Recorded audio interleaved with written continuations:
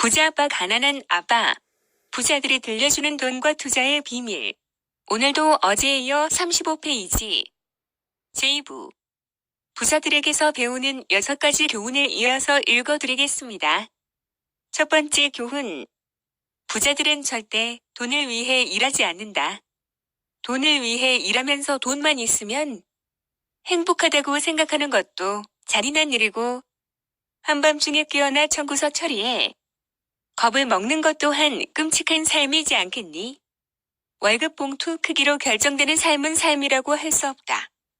직장이 안정감을 줄 거라고 생각하는 것은 자신에게 거짓말을 하는 것과 같다.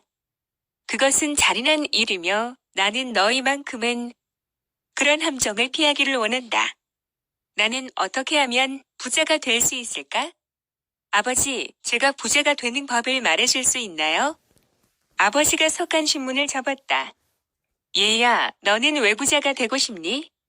왜냐하면 오늘 지미 엄마가 새로 산 캐딜락을 몰고 왔는데 아이들과 함께 주말에 해변가에 있는 별장에 간다고 했어요. 지미가 친구 3명을 데리고 가는데 마이크와 나는 초대받지 못했어요. 우리가 가난한 아이들이라서 초대하지 않았대요. 그랬니? 아버지는 믿지 못하겠다는 표정으로 물었다. 예, 그랬어요. 내가 상심한 억투로 대답했다. 아버지는 조용히 머리를 저으면서 콧잔등이로 안경을 치켜 세웠다. 그리고 다시 신문을 읽었다. 나는 산채로 아버지의 대답을 기다렸다.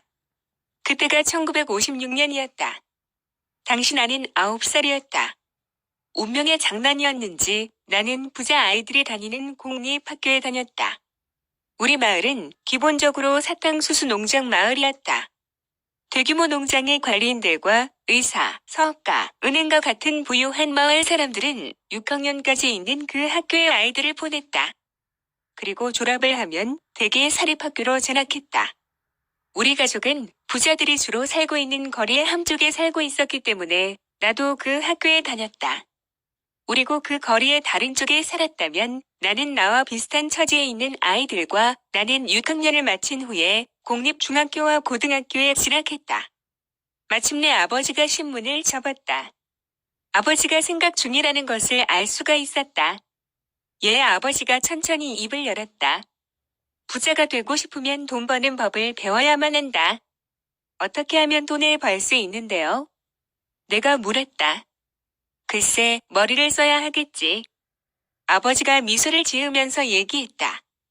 그 말의 뜻은 그것밖에는 얘기할 것이 없구나. 혹은 나는 답을 모르니 귀찮게 하지 말아라, 였다. 부자들은 납을 녹여 돈을 만든다. 다음날 아침 나는 제일 친한 친구인 마이크에게 아버지가 한 말을 얘기했다. 내가 알기로는 마이크와 나만이 그 학교에서 가난한 아이들이었다. 마이크도 나처럼 운명의 장난으로 그 학교에 입학했다. 누군가가 학군을 조정했는데 그 결과 우리는 부자아이들과 함께 그 학교에 다녔다. 사실 우리는 그렇게 가난하지는 않았지만 가난하다고 느꼈다. 주위의 모든 아이들이 새 야구 글러브와 새 자전거, 그 밖에 온갖 새 것을 갖고 있기 때문이었다. 어머니와 아버지는 우리에게 의식주 같은 기본적인 생활은 지원했다. 하지만 그것이 전부였다. 어머니는 이렇게 얘기하곤 했다. 원하는 것이 있으면 내 스스로 일을 해서 얻거나. 우리가 원하는 것들은 많았다. 하지만 9살 된 아이가 할 수 있는 일은 많지 않았다. 그럼 우리가 뭘 해서 돈을 벌 수 있을까? 마이크가 물었다. 나도 잘은 몰라 내가 말했다. 하지만 너 나랑 동업자가 되지 않을래? 그렇게 해서 그 토요일 아침에 마이크는 내 최초의 동업자가 되었다. 우리는 아침 내내 머리를 짜내 돈 버는 법을 연구했다.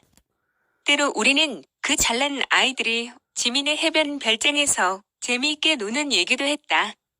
마음은 조금 아팠지만 그 아픔은 좋은 것이었다.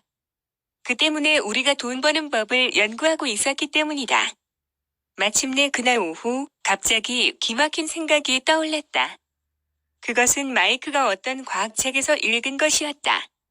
우리는 흥분에 휩싸여 악수를 했다. 그리고 드디어 사업을 시작했다. 35페이지부터 39페이지까지 읽어드렸습니다.